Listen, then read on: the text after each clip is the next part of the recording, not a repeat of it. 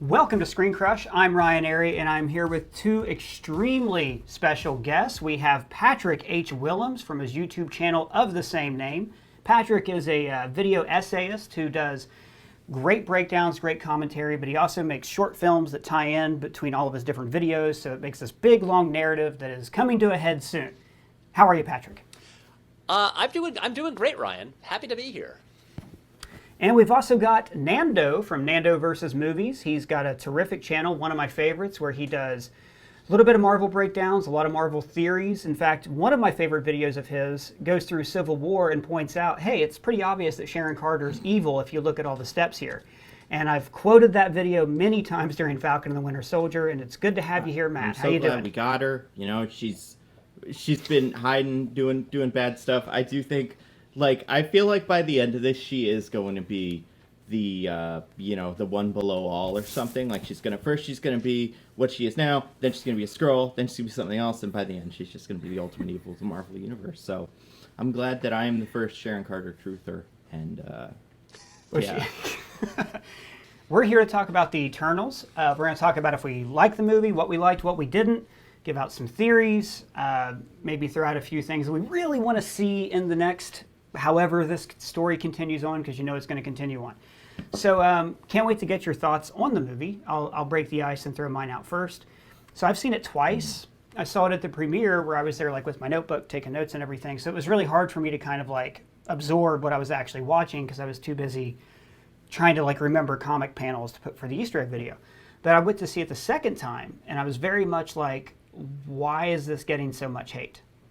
For me, I was like, it's not a clunky story, for one thing. One thing that'll really turn me off of a story is Thor the Dark World or Iron Man 2, Incredible Hulk, where basically these story elements seem thrown in, they don't all tell the same story. Whereas I thought this, little long, few too many characters, at least had a coherent theme. It was beautifully shot.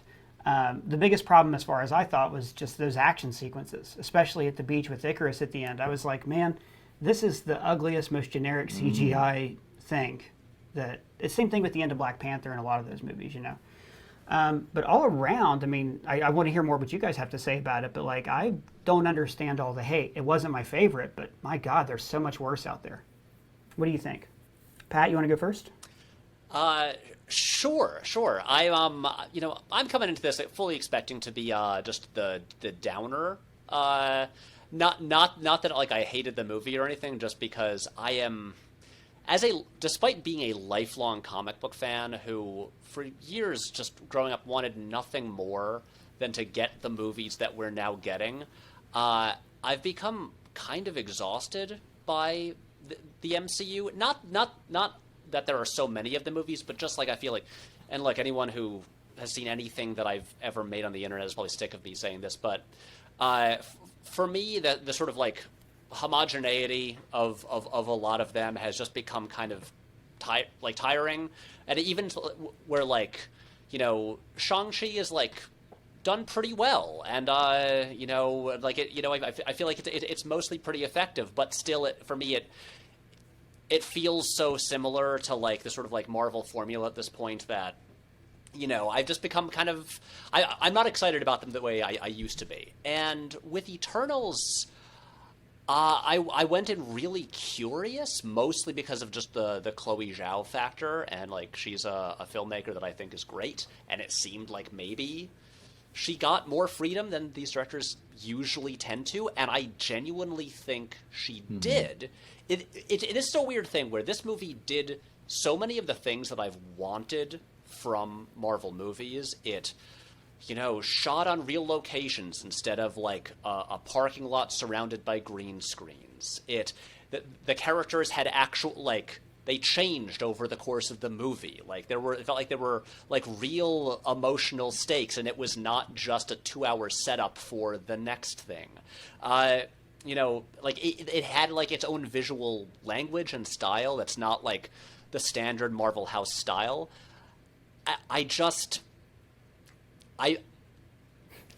It did these things. I thought you were going to like it. I was like, oh my God, Patrick H. Willem loved the Eternals. He's about to drop it on us. I did. I was this close to...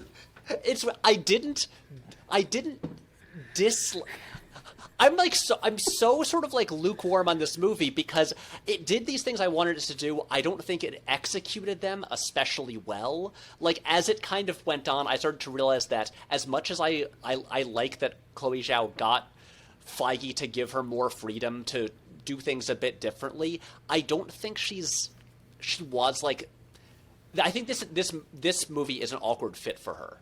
I realized that like her perfect superhero movie would be a Silver Surfer movie, a movie with less dialogue and less plot, because her thing is basically people kind of roaming around through beautiful environments, you know, thinking a lot with like a lot of internal stuff happening that's not what you know that they're not talking about very much. And for me, that points when it has to go through so much plot, and especially when there has to be like banter and stuff like that. For me, it felt like a very awkward fit with like the ways she's shooting these things.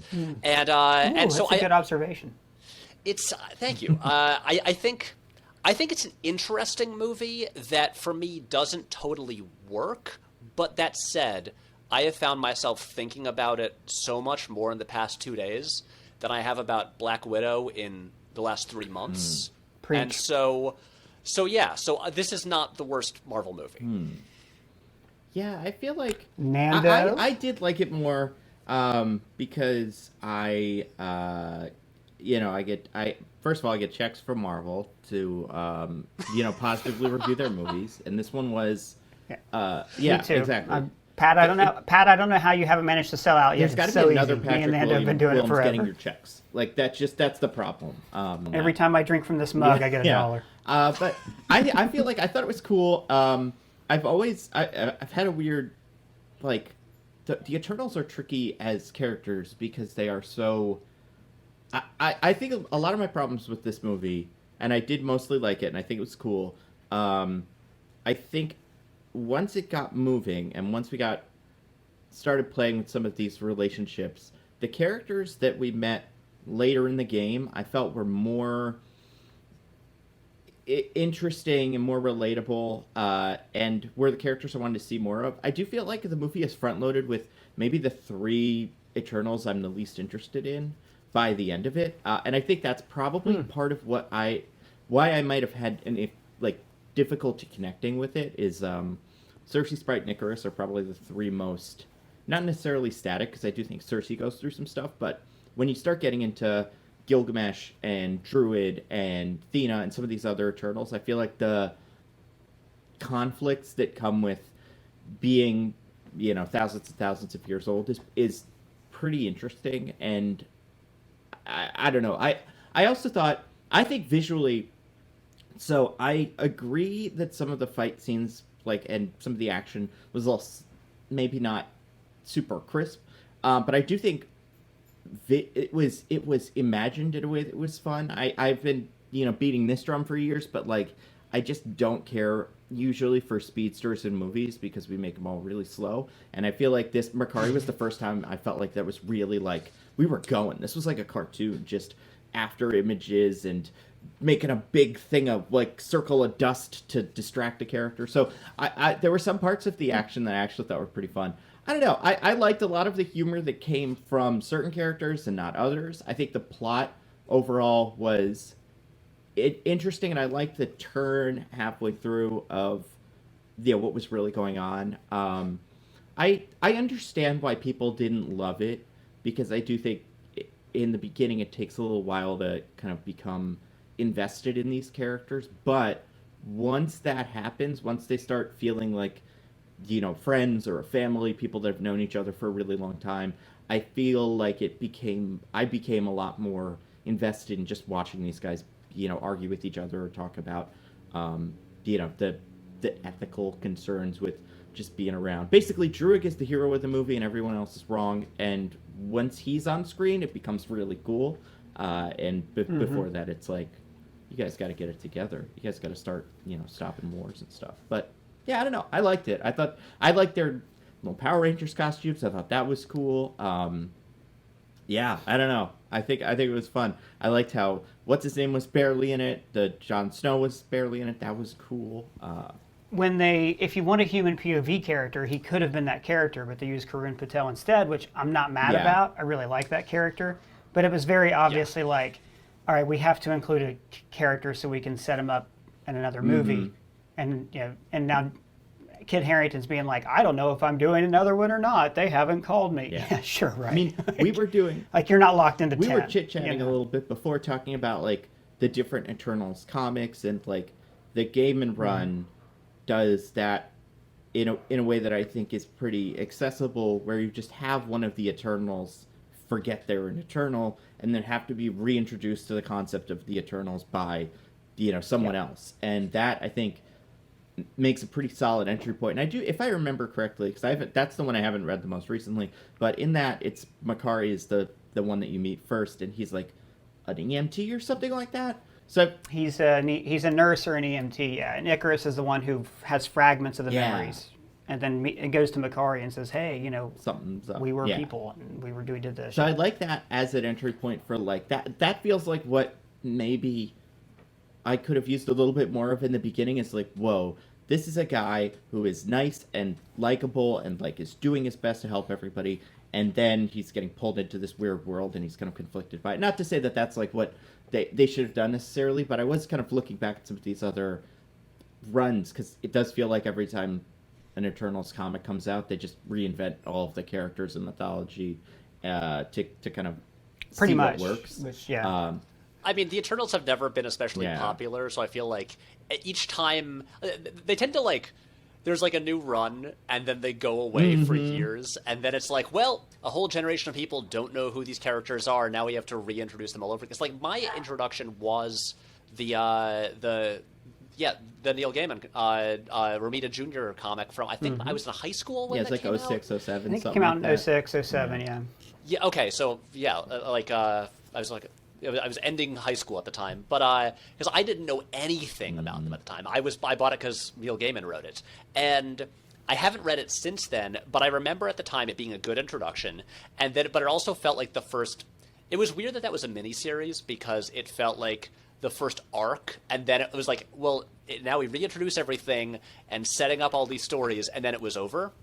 And but that said, like, I was thinking about it while watching the movie and thinking like, would that have been a better way to approach this? To kind of start with like ordinary humans who then learn this stuff over the course of it, because this movie it really jumps in the deep end of being like, all right, here's we're going to give you a wall of scrolling text, like this is an early '80s sci-fi movie. Exactly the feel that I got from it too. Yeah, honestly, I don't mind that. I really enjoyed that, because immediately I was like, this is not.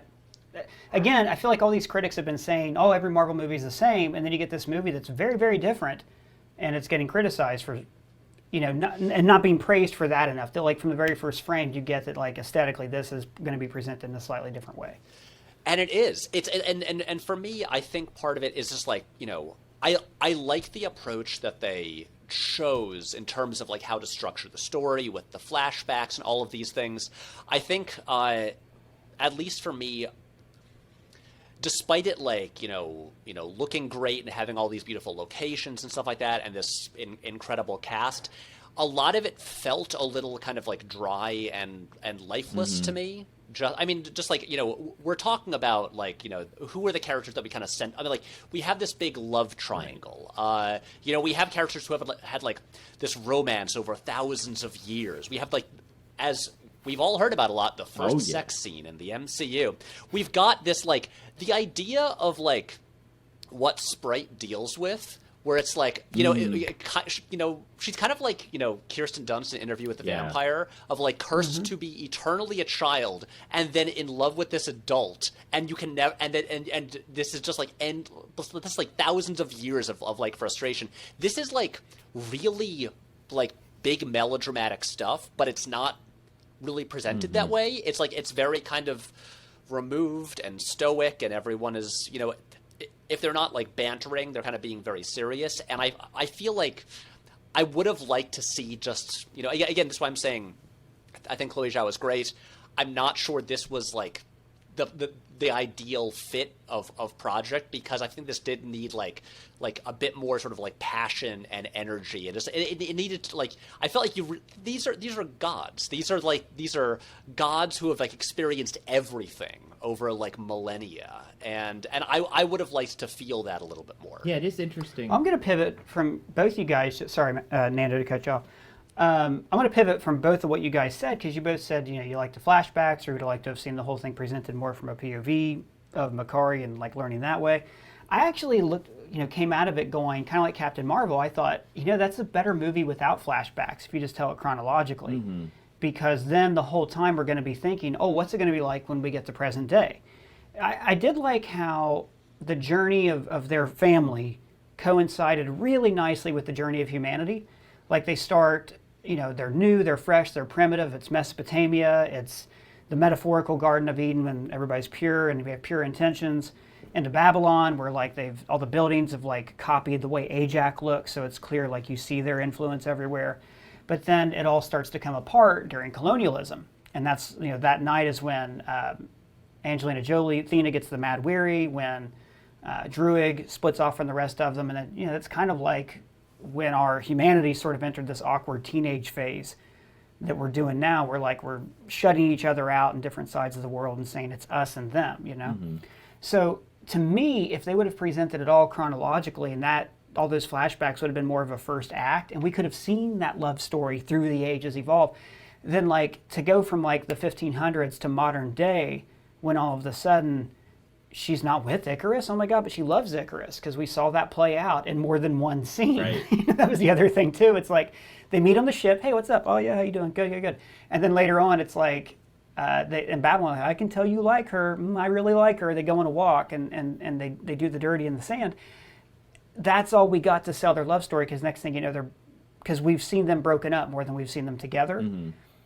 Most movies that do this, that like keep flashing us back and forth, I'm always like, but it probably would have worked better chronologically, So that was my main takeaway of what I would have liked to have seen. It's tricky. I do think there's an alternate world where Eternals is a miniseries, and every episode follows a character through their kind of history. And maybe that's like a simpler way to do that, because a lot of the time when we would introduce a character, like I'm going to stick with Druig, although I think this is true of Athena too. I have a lot of questions, and Kingo. I'm like, whoa, let's see what your whole little like what the Bollywood evolution of this guy, the dynasty of Kingo, is like. And because we have, whatever it is, 7 or 8 main characters, we don't really have a ton of time to spend sorting that out, which is not necessarily the fun of a story like this, but it is partially, I guess, how I would feel, how I would understand like you're saying, the difficulty of being like Sprite and watching like everything kind of move forward without you. But I didn't mind the flashbacks a ton, although I do think it's strange that we started with the Mesopotamia, was it Mesopotamia? I don't know, the first one on the beach, because I would imagine a story like this would start with Cersei just being a normal person. If we're at the Dane Whitman POV, why aren't we starting with being in like that same seat with him and being like, what's up with her? Something's up. She's doing a little bit of magic. I think she's a sorcerer, and then we get that reveal. So I think the flashbacks, I didn't mind them, but they were tricky. Well, do you know what character really was disserviced by the flashbacks? Was Fastos. And I noticed this, especially watching it through the second time. Loved all the Eternals as characters. Loved all the murderer's row of a cast. Yeah. Fantastic. Like, I can't praise. I just thought it was terrific. Every one individually, right? But when we get to Fastos, at his point in the movie, because he's, I think, the last one that they gather. Before Makari. Yeah. Because Makari's just like before Makari. Even though she's the coolest just chilling, one. Right. Yeah. She's the one we're going to want to see more of in the next one. But we finally get to him, and we've seen so little of him. He tried to build the plow, and that's all we've seen of him so far. And then it's like right before we see what he's doing now, we see that Hiroshima scene, which is heartbreaking. And he Paperboy. Yeah. Who would have thought Paperboy from Atlanta brings it in this movie? But by that point, it was almost like introduction exhaustion. It's, like The Blues Brothers is a great movie, but you got to admit, by the time they get to the last band member, you're ready for them to go do gigs. Like that structure of like getting the band back together, really, it's almost episodic, like an older Monty Python movie. It's like it just kind of eventually you're like, can we just get there? So for him, that was the point when I thought, actually, structure-wise, this is the character that feels unnecessary. If you had to completely cut somebody from just to preserve the flow of a 2-hour movie, this is the point where we're like, okay, we're all together, we have a plan, which is use Druig to wake up to make the Celestial go to sleep. And then all of a sudden, no, we need this other thing too. And it just kind of felt like a little bit of something superfluous that shouldn't have been, because the character was great. Yeah, I again, this sort of gets at kind of like my overall like issue with the movie in that on paper I love what it's doing. It's elements of like the execution that I'm less sure of, and this is a getting the team back together movie, and it does take a long time to get the team back together, and I think it does feel like it's like more alive once the whole team is together, and I think we probably could. I mean, I'm not saying do this all in a montage, but in some ways, like the first act of Ocean's 11 is like a 30 to 40 minute getting the team together sequence, and everyone gets their time, and like I feel like it could have been something like that also. And the thing is, like, there's a lot of different ways to do this. Like Ryan, your idea about like doing the flashbacks chronologically. I feel like I'm not sure I'd want to devote the entire first act to actually. If we're just rewriting the movie and stealing Nando's job, that's what Nando does. Yeah, exactly. And I'm sure he's already I don't know. I got one in the tank, but it is definitely not this. It is. I'll say it's Kro, baby. We're talking Kro in the video, because Kro, we haven't even discussed the main guy. Good old Kro. Yeah.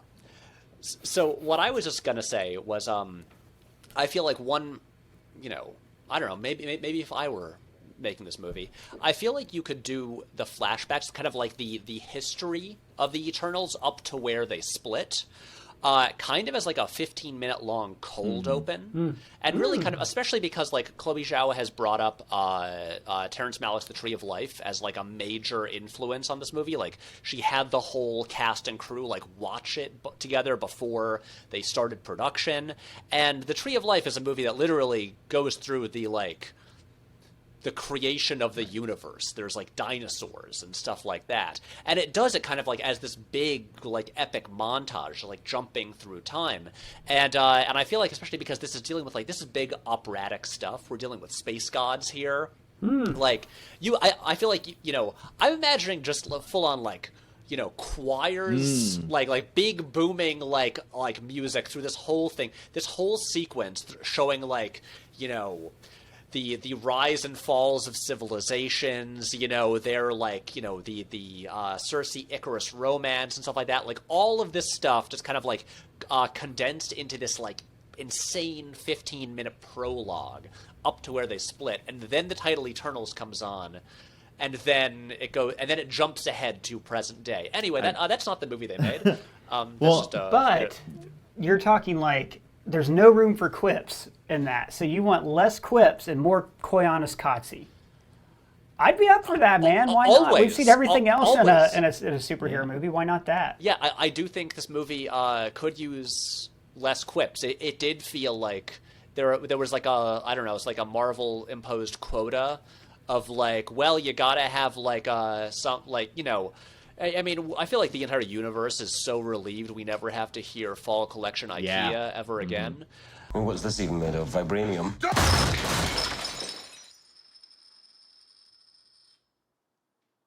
Fall Collection. IKEA.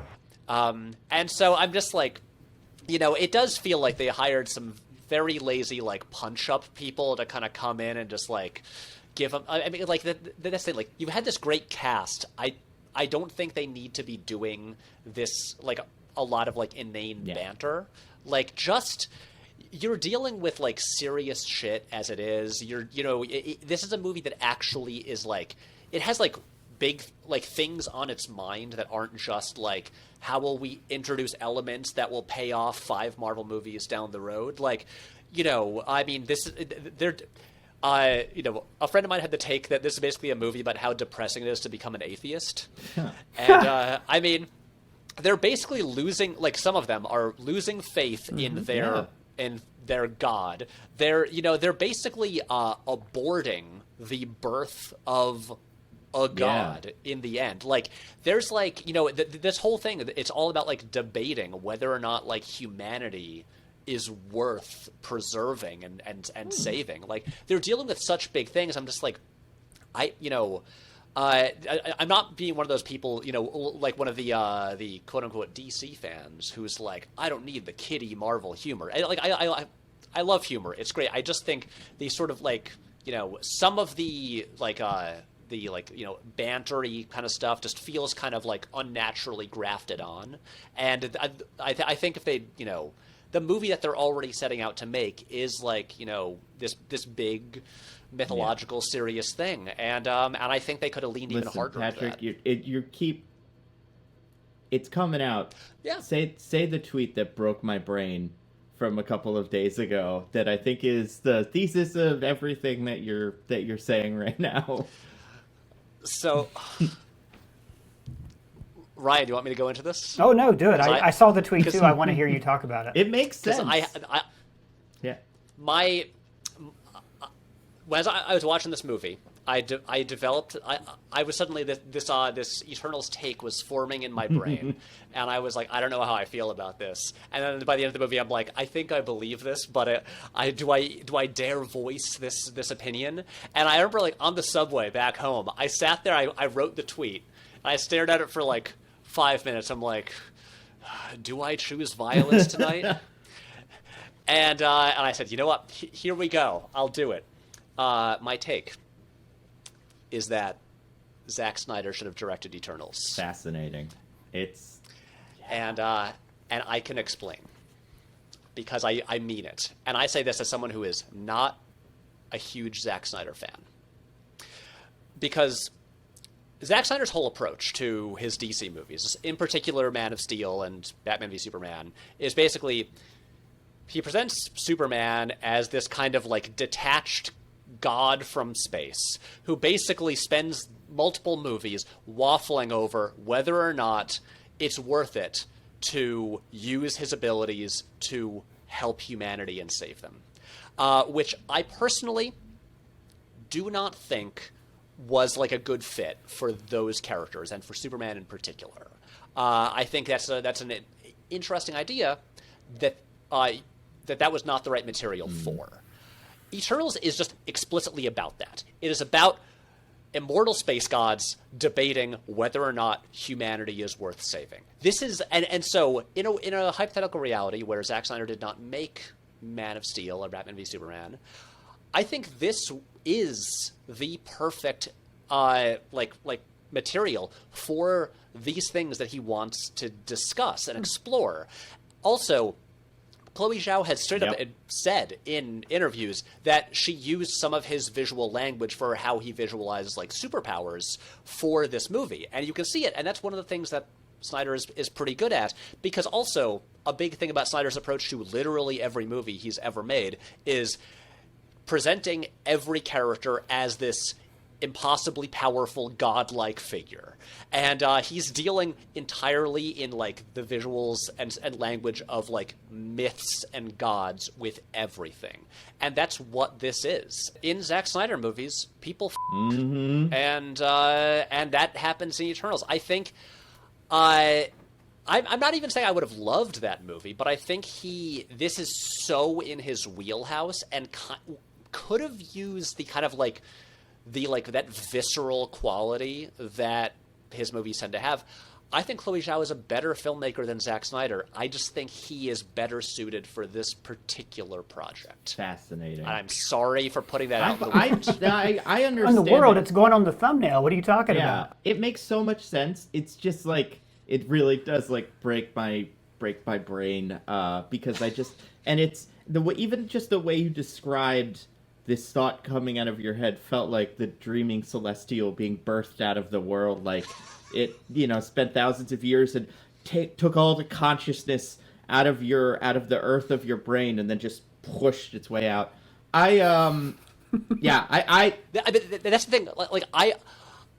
For years, I've been like, I never want to see this guy make a superhero movie again. Get him out of there. Let him move on to other things. And then I watched this and I was like, what is happening to me? Why am I thinking I think this? he could have done it. I think I'm sure there would have been other maybe problems with it. I do wish, one of the things that I wish this movie had was the thing about Eternals with that gelled with me, and I think this can kind of go back to the IKEA line, is that scene. I think the trailer does that joke a real disservice, because I think that the bit leading up to it where he lasers the windows and then he goes and chops the table in half is pretty funny. And I think if it sat there and there wasn't the IKEA line, it would have really landed. But the bit before that, where he is arguing with, Faso is arguing with his husband, whose name I can't remember, David maybe, or something like. It's a very normal people name, as opposed to like, it's just so funny how it's like Fastos and Cersei and Tim or whatever. But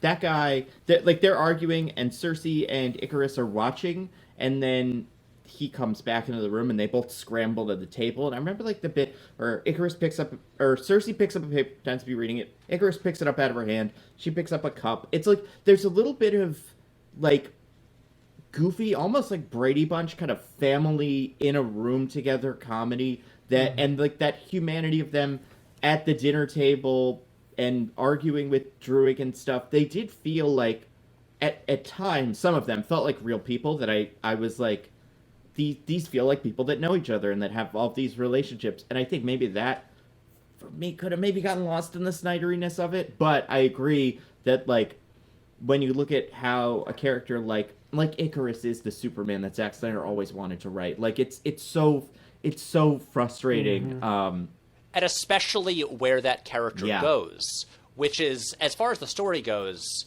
was like the most pleasant surprise to me. I didn't think that it would take that turn. I'm really happy that it did, and you're right. This is Snyder's dream Superman thing. It's interesting because we kind of talked about how the Eternals have evolved over time in the comics and changed. Oh, and also I just want to throw this out there, like what you were describing in your 15 minutes of beginning is like that times they are changed in Zack Snyder, Watchmen intro, but with the Eternals, like, of them all being in history assassinating JFK. Like, that would be perfect. But I was going to say the idea of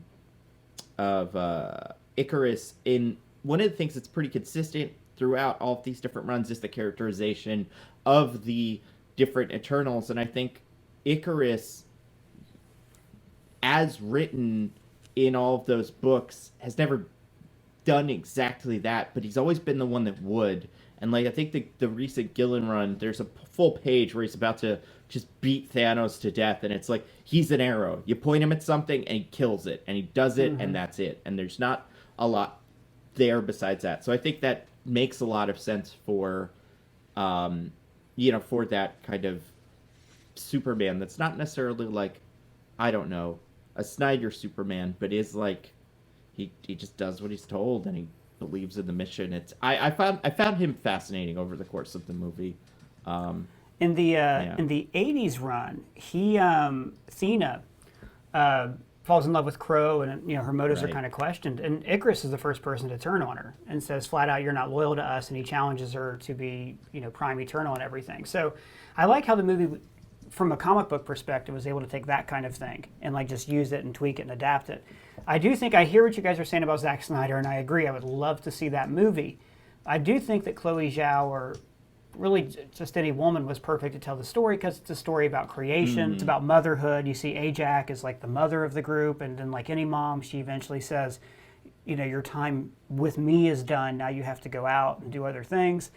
Even like the last time Sprite remembers seeing her, she's in the kitchen with an apron looking very motherly. So you have that is like this overall theme, and it does end with, cosmic abortion and the mother having to decide, who gets to live and who doesn't, which is the role of women in procreation, anyways. And there's a lot So- like when you take Icarus out of the equation. I do remember seeing the trailers for this movie and just my first thought was like, who is the main character of this movie? Like what is the emotional core of the movie? And in the beginning it seems like it will be this like kind of push-pull between Cersei and Icarus, and by maybe even just halfway through you're like, nah, it's Cersei. This is a movie about her, and Icarus is part of it and everybody else is part of it, but she should be the lead. It should be like Cersei and the Eternals, which is maybe part of the other thing that I kind of wish this movie did a little bit more of, is I wish we did spend more time just with her and like learning more about Cersei before she went on her Eternals journey, like seeing what her relationship was like with Dane, because we just got that one little like, and I love these, like that kind of clunky, like, anybody in history class want to tell us what an apex predator is? Like, just like all of the X-Men movies where it's like, this is the book that Now the movie is based on. Like, let's learn about evolution in this class now. I love it. And they were in the Natural History Museum, though. Like at least. Oh, I'm thinking. Which I didn't know you had classes in the Natural History Museum. I mean, maybe you do in London. I don't know. Professor X is loaded, so I guess you can. But I do think there's every X-Men, like the second X2 has the bit where like Professor X is just like, we're going to read a book. It's The Once and Future King. It's the book that all the themes of the movie are based on. And, they've done that in quite a few of the X-Men movies where there's a class. I think it's adorable, but I do wish there was a little bit more Cersei in the beginning that wasn't that. Like, I would like to see her, upsettingly have to quit her job because she kind of got found out as a whatever sorcerer. Because like, how did she cover that up? She melted that artifact into sand, right? She's fired, I assume, or people know she's a wizard. So like, at this point, though, I don't know if like that would get you fired in the MCU true. or even like experimented on. I think they'd be like, that's literally in this world right now after the blip. Yeah. Anything goes. I just want to see consequences to this eternal life of like, damn it, now I have to move on, and now I have to, start over again. I feel like there were a lot of consequences for her, or should have been, as just the Eternal who's really going on a backpacking tour through Europe trying to figure it out. Like, she's trying to start a life. She doesn't have this great mission like Druig does, or Thena. She doesn't have this thing that's keeping her away. She's the one who's free to explore humanity, and I would have liked to see some of her values at play of like, why does she want to do this? Why is it difficult for her? And just a little bit more there. I mean, it's kind of becoming a cliche thing when you talk about Marvel to say like, oh, Story X should be a Disney Plus series. We've got one coming out soon about how the X-Men would work really well as a Disney Plus series. And not every story should be a Disney Plus series, right? I think Loki could have been a movie. WandaVision had to stay a series. You get my drift. Captain Falcon movie. Yep. It's so would have been totally great. Doable. And it would have been a little bit tighter and everything, and probably would have worked better. But this really could have been a series. Yeah. Like, I don't know what structure you want to pick. If it's in chronological order, you're introducing characters one at a time and from their own point of view. But like, there's so many characters that I really felt like, well, okay, I wish Patrick was here. He just did a video about the Police Academy, and he pointed out that every single character in the Police Academy movies has one single defining characteristic that defines them, and they're never allowed to deviate from that. It's like a sitcom. Right. And it was kind of like that in this movie, where we didn't really, it was a lot of hearing about things. Sprite says to Kingo, "You left me in Macedonia." Where that's a scene that would have been great and dramatic. I will say this. So the thing I love most in a movie is good, solid, economical writing. And the scene where Kingo's talking to Sprite and he says, "You ever read Peter Pan?" He compares her to Tinkerbell. Was pretty great, because that's it's something we're all familiar with. Maybe a lot of people didn't read Peter Pan that way, that Tinkerbell was in love with Peter and all that. But it was an immediate way to convey this character's emotion through metaphor that we all grasped. And it was a good shortcut when you don't have enough time. Whereas I think a lot of other movies, I'll pick on Zack Snyder. I think a Zack Snyder movie would have had, in the Ultimate Extended Edition, would have had like an extra 30 minutes of Sprite pining after Icarus, Maybe, yeah. It's tricky, because I feel like there was, I would love to see like the Disney Plus episode, like we were saying, like Fastos might have been maybe underserved by being the second to last Eternal that's brought in. Like, I want to see a Disney Plus episode of him just watching all of history and kind of judging it, or trying to find his place in the atrocities of war and the technology and failures associated with that. Like, maybe he met Oppenheimer and was like, you can Yeah. use this for energy or something. You know, like maybe he Right. defied, because he was away from the Eternals at that point. Maybe he defied what Ajax said, and he went on and tried to help humanity on his own, and it backfired. Kind of Yeah. a lot like the Watchers. Right, and You he know? could, like, you could see his arc, like, he's like, oh, I'm crushing it with this locomotive, and look at how much that sped up civilization and made everything better. No, now we're doing, sewage and, like, all that cool, that's great. And then, oh, I've got this cool idea for a way to get nuclear fission, that's going to be a real game changer, and then just, like... Yeah, and nobody would ever use nuclear power for anything but fission. I understand why the villain was there, is because we needed some sort of, like, I don't know, almost like he wasn't even really a ticking clock, but we needed something to be the inciting incident thing that tricks everybody into kind of coming together, even though by the time everything really gets going, we don't really need it. And I'm sure Marvel was just like, we need them to fight something that we can make Legos of here, and we need them to fight something that we can make Legos of here. And I think overall, those fights were kind of cool, although they were a little dark, but I liked how every Eternal had some sort of light-based power, so that kind of lit the scenes. But it is tricky whenever you have a movie like this, where it's like, just have I mean, this isn't what I'm going to say in my video, but just have Icarus cut his head off right before the fight starts, because doesn't matter to him. Because the movie isn't about that anymore, so it's weird. But I do think it's super clever how they were able to hide, speaking of, like, how marketing sometimes fails us, and they were able to keep so much of the finale and, like, the moves that the movie made out of the marketing, because it really did seem like this movie was about the Eternals fighting a deviant in the forest, and then the Eternals fighting a volcano, like, just cutting pieces of volcano in front of them, but nothing, like, it was super unclear what the rest of it was. So I thought that was kind of clever. Yeah, especially coming off of both Black Widow and Shang-Chi, which is, for whatever those movies, like, faults or qualities are, you can watch the trailer, and if you've seen the rest of the Marvel movies, probably have a pretty good idea of, like, what the overall structure is going to be, and, like, what they're going to be fighting. Yeah. Especially because, like, usually there's, like, a bunch of, it's like, oh, well, in Black Widow, we know that, the climax is going to be, falling out of a big exploding thing in the sky. So, so we know that's... So, yeah, it's not often in these movies, I feel like, especially, like, the closest we have is really, like, Iron Man 3, I guess, where there's, like, a genuine, like, plot twist.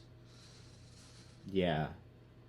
And that it's not expected.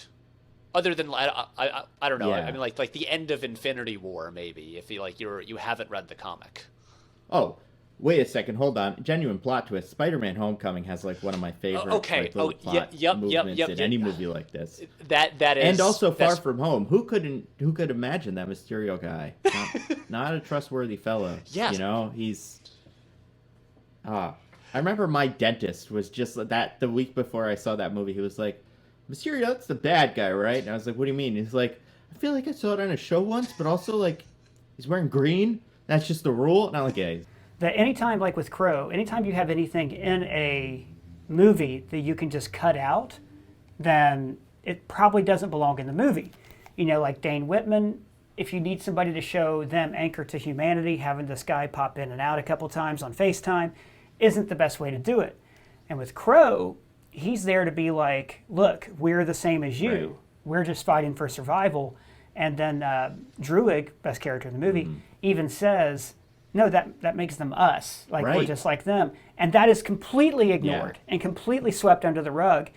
But I didn't mind that, because even then that's saying that, look, that's evolution, that's life, that's apex predators. They may be sentient and they may want to kill us, but that just means we have to kill them before they can. Right. I like that. It goes back to what I was saying earlier, when the movie's about creation and life and getting to decide who gets to live. It all boils down to the big space baby abortion. It's just such a crazy. I mean, like, imagine if someone. I can't believe they went Imagine with if someone told you that was what they were going to make an Eternals movie in 2008. You'd be like, well, that's crazy. And then they're like, no, but this is how it's going to end. Like, that's insane. Because even when the first Eternals trailer dropped, actually no, when they first announced the Eternals, I made a video. Oh, here's everything you want to know about the Eternals, that kind of thing. And when I did it, I was like, and there's this nuts storyline in Earth X that they will never put in the movie. So from the beginning, I was like, here's this thing that's totally weird and bonkers, but you'll never actually see it on screen. So when they did it, I think I just wrote in my notes like, oh my God, they did it. Yeah, it's the idea of the dreaming Celestial just being in the Marvel universe now as even just a rock is pretty wild. Yeah. So, yeah, it's. I mean, every couple of months now, really, there is something that's like, man, it's crazy that everybody has to know who Kang is now. Like that's just the common knowledge thing. You walk down the street, and most people know who Thanos is. Like it's just wild. We've come a long way since Tony Stark was making it with Maxim cover models. Yeah. It's the thing we're like, despite my my kind of like weariness with these movies and the MCU and stuff like that, it is never lost on me how truly bonkers it is that like normal people now feel obligated to like went home after this movie and were like, well, okay, to Wikipedia, got to find out who Eros is. And stuff like that, and like so Dane, let's read about his backstory. I'm like, that like normal people aren't supposed to have to know about that stuff. Like we're cursed, like because like we just can't help it. Like this is the dumb nonsense that we love. And like we have like we had our lonely youths like reading all this stuff back when it was like deeply uncool, and now regular people like go out of their way to like yes, it's absurd. It's so weird. It's insane. I always tell people, like, I kind of try to, because there's some people that like these, friends of mine that'll like these movies and stuff, but don't really have that perspective. And I'm always like, well, the weird, like, the dichotomy is like, imagine if back when I was at, like, 5 or whatever, I was playing with X-Men action figures, and my sister was playing with Polly Pockets. And, like, my thing, imagine if, like, every month a new Polly Pocket movie came out, and there were Polly Pocket TV shows and action figures, and every spin-off character had their own thing. Like, it would just seem insane. And that's the world we're living in now, where, like, the weird thing that I liked and kind of was always like, people were like, what's, the X-Men, that's silly. I'm like, I know, but if you tried it, you get it. Like, it is cool. And now it is, like, the dominant force in pop culture, which is just insane.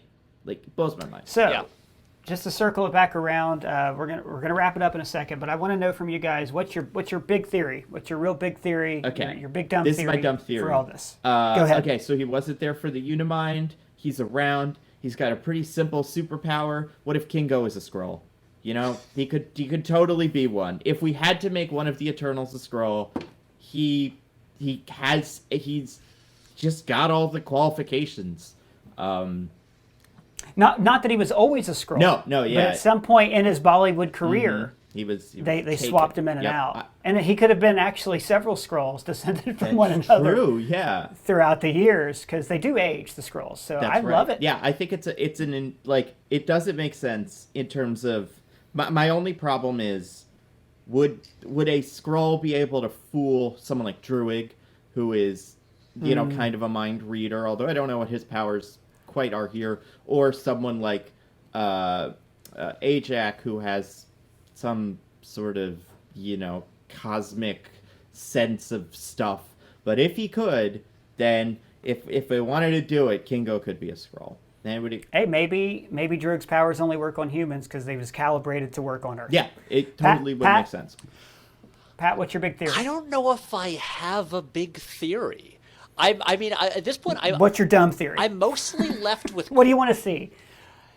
I'm mostly left with questions at the end, because I'm just like... Okay, because here's the thing. I'm, like, pretty well-versed in Marvel Comics. I've been reading Marvel Comics continuously, like week to week, like current comics since 1999, and like the post-credit scenes in this movie, we're getting into the stuff where I'm just like, I like vaguely know who these are, but I like can't tell you.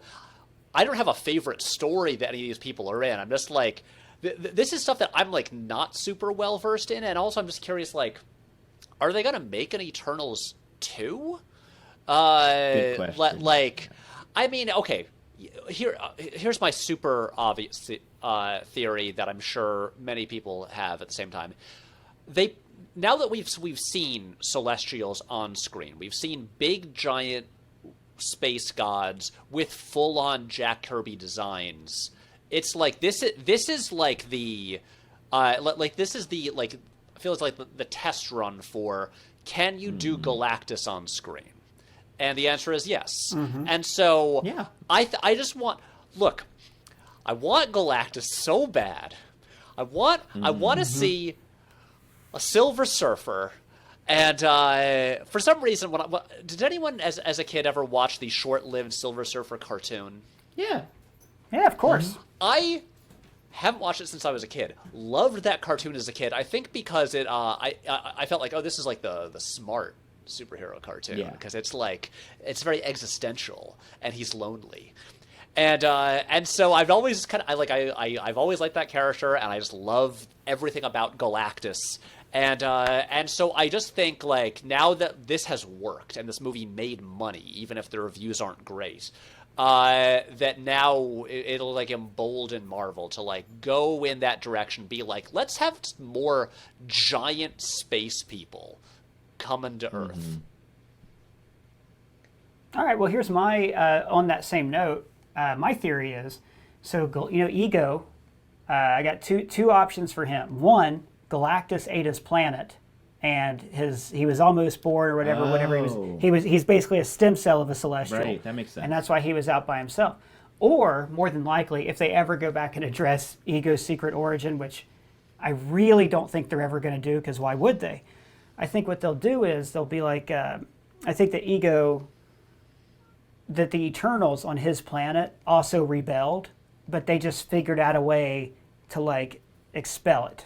Right. To like get it to miscarry him basically into space. Because I think that what you're going to see if there is an Eternals 2 or an Eternals Disney Plus show is them going around the galaxy and like finding all these other pockets of people.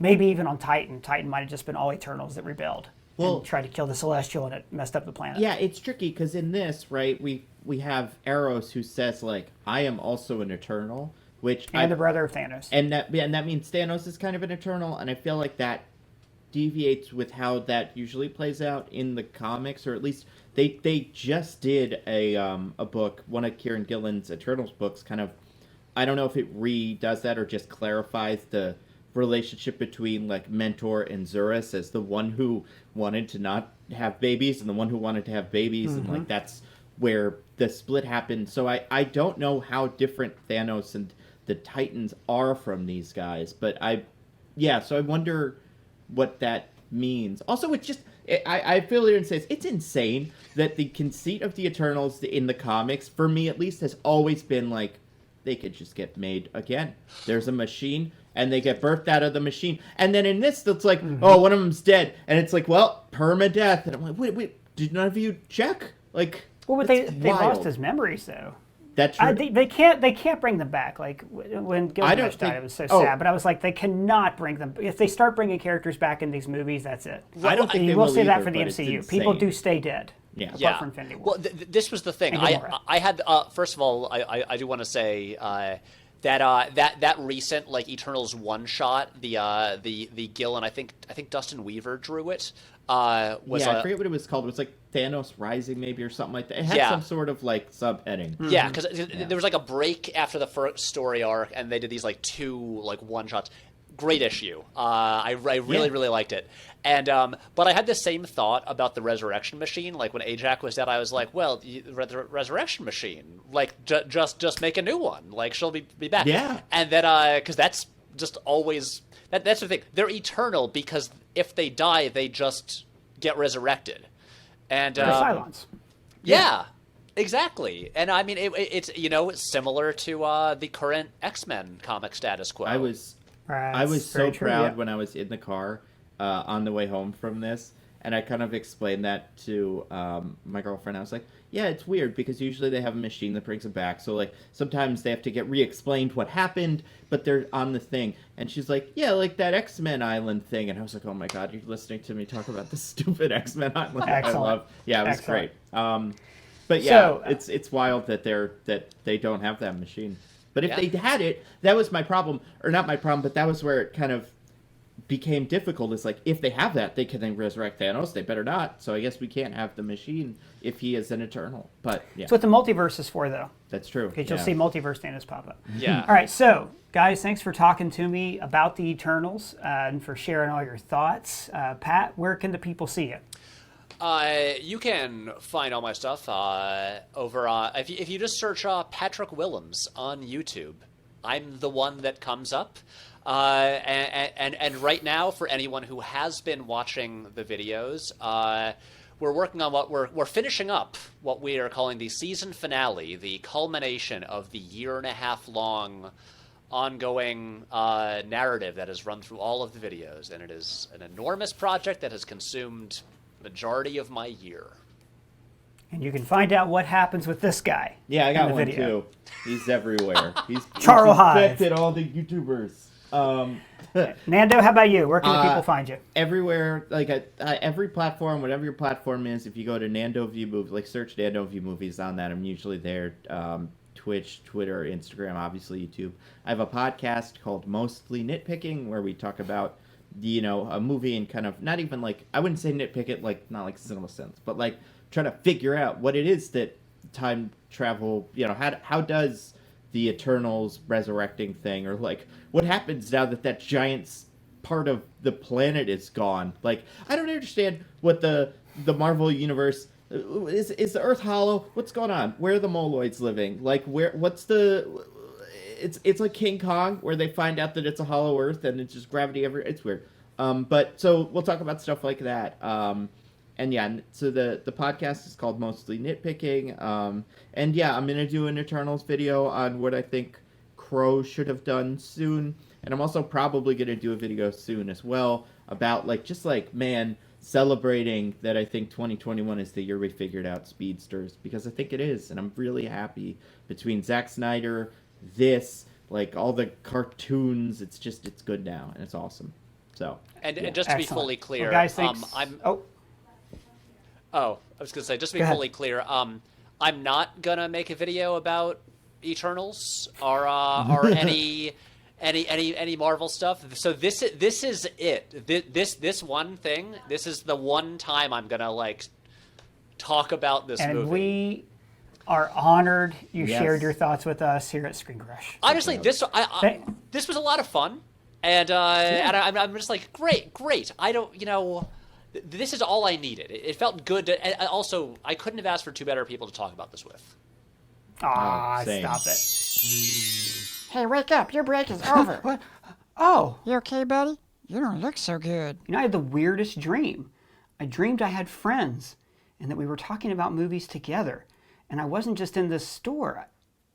Why am I in this store? It's time for you to get back to work. You're right. Well, that's just what we thought about the Eternals. Let me know your thoughts down in the comments below or at me on Twitter. And if it's your first time here, please subscribe and smash that bell. For Screen Crush, I'm Ryan Arey.